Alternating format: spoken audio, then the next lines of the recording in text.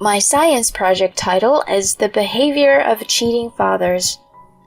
That's what my son announced during his 6th grade class presentation, where my husband and I were attending. When our son's name was called, he confidently walked to the blackboard and pinned up a large poster. The room went silent for a moment, then erupted in murmurs. Undeterred, our son began presenting.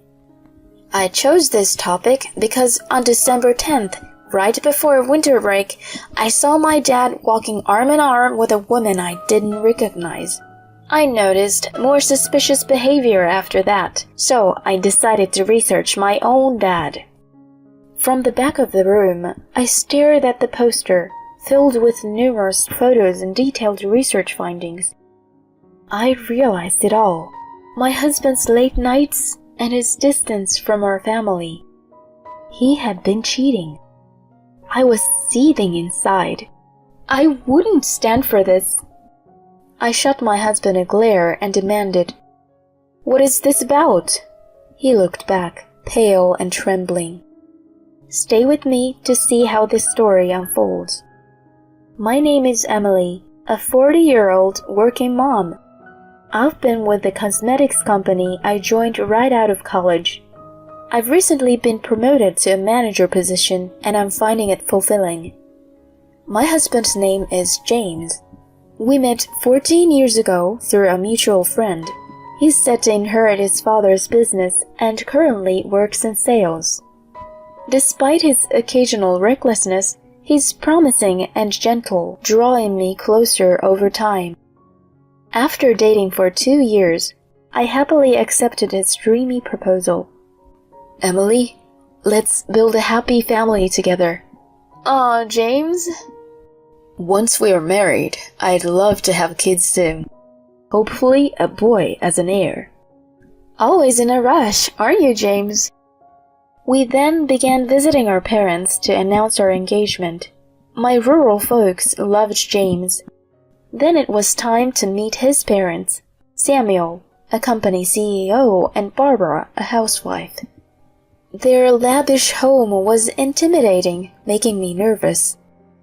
Don't be tense, Emily, Barbara comforted. We're delighted to meet you. She serves us tea and seemed like a very sweet lady. When James expressed our intent to marry, they were overjoyed. A family will make you a real man, James. Treat Emily well. Despite his stern appearance, Samuel was kind.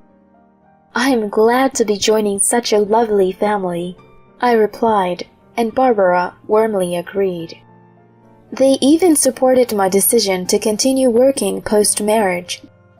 It's an era where women excel in their careers, Samuel pointed out. On our way home, James said, It seems my folks really liked you. Your parents are wonderful. Dad is usually strict, but what scares me more is Mom. When she's mad, it's terrifying. I was surprised. Really? We better not upset her then. Don't worry, she seemed fond of you. Following our lavish wedding, we began living in the apartment Samuel gifted us. With James often away due to work, house chores largely fell to me. Juggling my job and housework was challenging, but modern appliances made it manageable. Thankfully, he helped out occasionally, so I wasn't too frustrated. A year after we got married, I discovered I was pregnant. Hearing the news, James was ecstatic, jumping for joy. Oh my gosh, Emily, I'm going to be a dad. Thank you. My in-laws were just as thrilled as he was. Take care of yourself, Emily. We'll do whatever we can to help. With teary eyes, my mother-in-law tightly grasped my hands, while behind her, my father-in-law couldn't hide his joyful smile. I genuinely felt grateful to have them as my in-laws. My parents live in the countryside, farming, so I don't see them often. During my pregnancy, Barbara took such good care of me. Thanks to her support, my pregnancy went smoothly, and I gave birth without any issues to a lovely baby boy. Seeing the relief on the faces of my husband and the in-laws, I said to Barbara, "Would you like to hold the baby?" Taking the baby, she exclaimed with delight, "Oh, how adorable! Have you already decided on his name, Emily?" We discussed it and decided on Noah. "What a beautiful name, little Noah. Nice to meet you. I'm Grandma Barbara.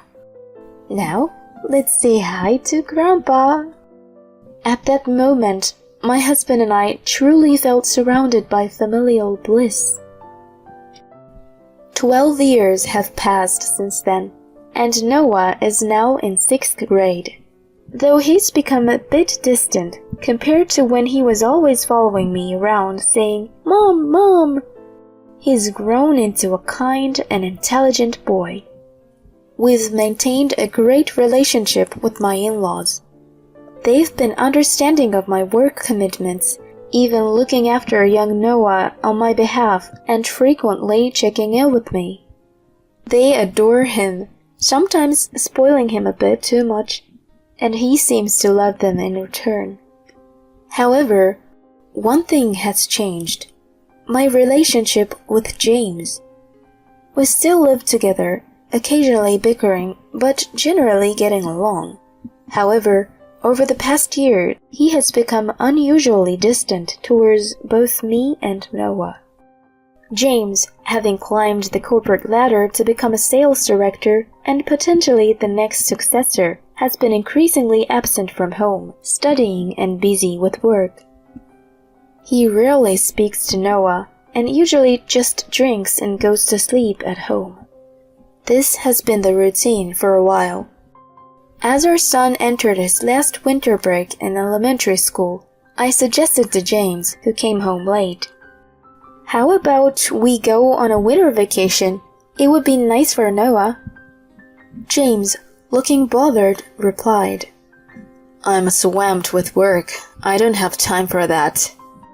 "But you've been like this for a while, and I feel bad for Noah." "He's at that age where he doesn't want his parents around, right?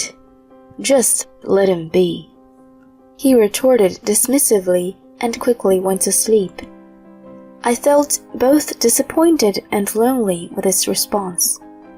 The next day, as Noah helped me with the dishes, I told him, "I'm sorry, Noah. We might not be able to go on a trip this year, but we can visit the museum or something, okay?" "It's okay, Mom. You just focus on your work," he replied nonchalantly. I wondered if James was right about him preferring the company of friends over parents now. "But you have your project, right? Let me know if there is anything I can help with." "I've already decided on my research project topic. I want to focus on that." "I see. Well, I won't bother you then. Good luck with it." Though he still had some childlike traits, I felt proud of how mature he had become. Throughout the winter break, James was busy with work and I was tied up too, so Noah spent more time at his grandparents'. He seemed engrossed in his assignments and research, staying in his room most of the day. However, we made sure to share dinner together every evening and chat. I believe our mother-son relationship remained strong. Occasionally, I noticed him looking at me as if he wanted to say something, but I decided to wait until he was ready to talk. And just like that, winter break came to an end, and after a little while, the last open class session of elementary school approached. I decided to ask my father-in-law to have James take the day off from work so he could join me for the class visitation. James seemed hesitant and a bit annoyed, but upon my urging, he entered the classroom. The main event for the open class was for each student to present the independent research they had conducted during the break. One by one, the kids presented their findings, like observation of plants, or their own handmade crafts. As I watched them with a smile and clapped, a thought struck me. Noah had seemed really engrossed in his independent research, but what was he going to present? He confidently stood in front of the chalkboard and pinned a large poster to it. The title of my research is The Behavior of a Cheating Father. The classroom went silent for a moment, and then suddenly everyone began whispering. Regardless, Noah calmly read out the contents of his poster. First, I'll explain why I chose this topic. On December 10th, just before winter break, I saw my dad walking arm in arm with a woman I didn't recognize. I noticed other suspicious behaviors, so I decided to research my own father. From the back of the classroom, I stared at the poster. It was filled with various photographs and densely written research findings. It all made sense to me then.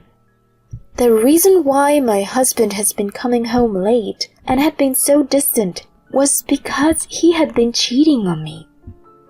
I was seething. This is unforgivable. I immediately turned to my husband and demanded, "What's this about?" He looked pale and trembling. The teacher quickly interrupted Noah's presentation, and even though he pleaded to continue, the teacher told him he couldn't. From the back, I called out to my son, "Let's go home, Noah. I promise I'll listen to your entire presentation." "Mom." With that, we left the classroom under the curious gazes of others. In the parking lot, I sharply told James, who was turning pale and trying to get into the car, "You can walk home." I drove straight to my in-laws' house with my son. "What happened, Emily? Why isn't Noah in school?" Barbara exclaimed, while her husband looked on with a puzzled look.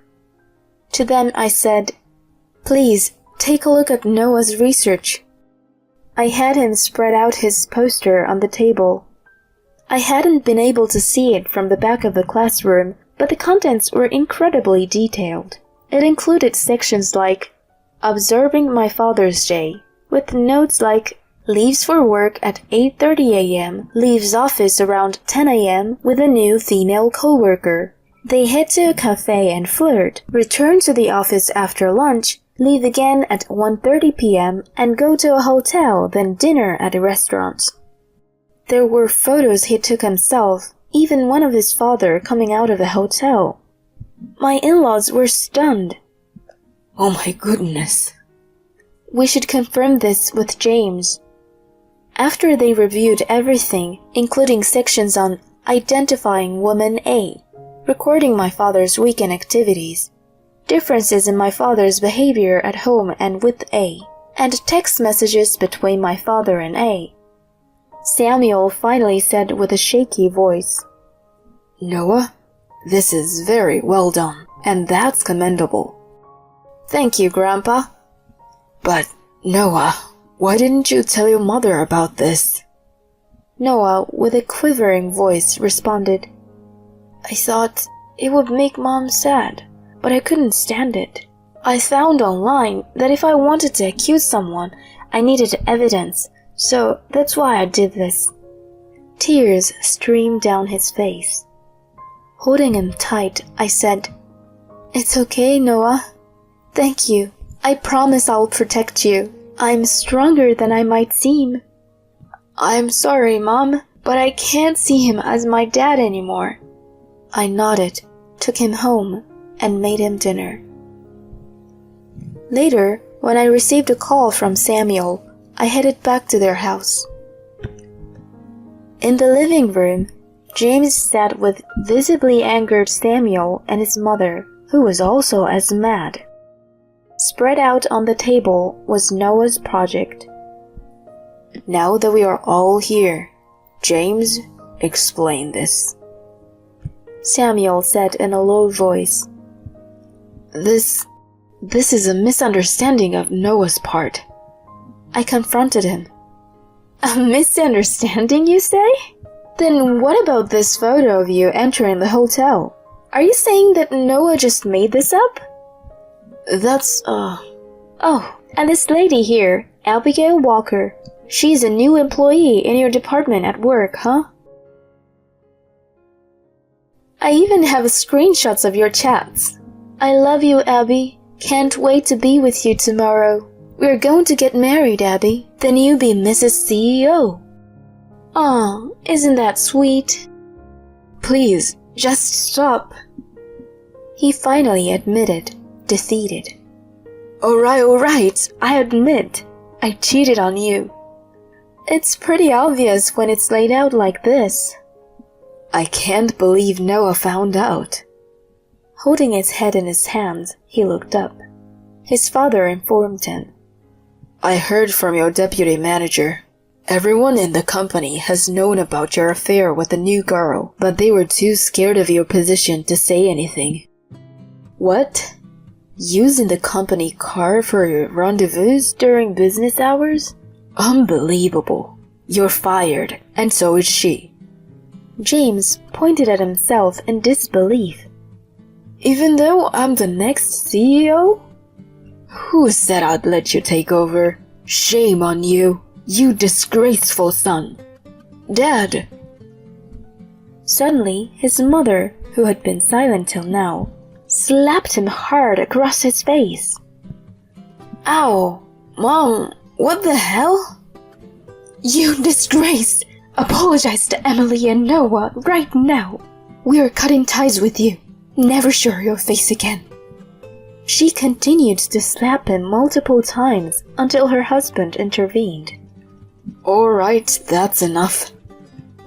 True to her reputation, James was most afraid of his mother.